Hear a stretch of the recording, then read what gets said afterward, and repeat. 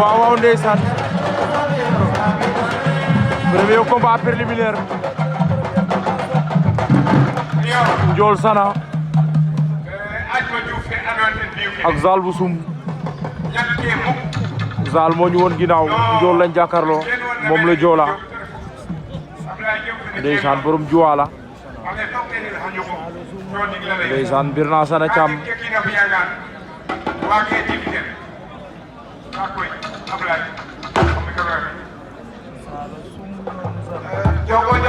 Ndiol Sana Zal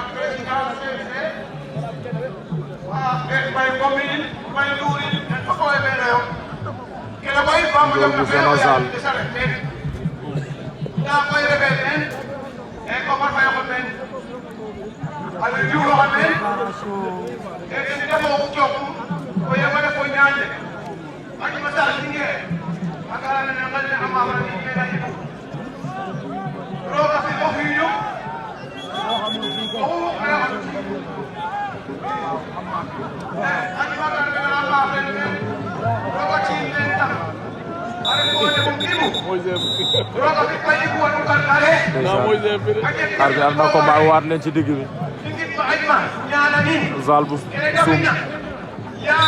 ak Ndiol Sana Ndiol lo Joola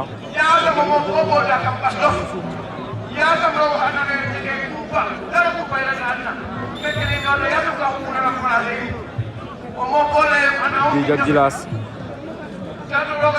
mooy bëre ca ginnaaw moog adversaire am ya ajma wala nakul ki ko mala de ne ko ya dalle me gedi wa be fudana gedi wa bidare boy o ma amra maga fade ci yalla ko ma be fudana ho mo re ka passe ko job ko to jono ko tolta tay non me aga de krisere asabo maga no ko de krisere jona de tala to ko le tanga mo bi arbitre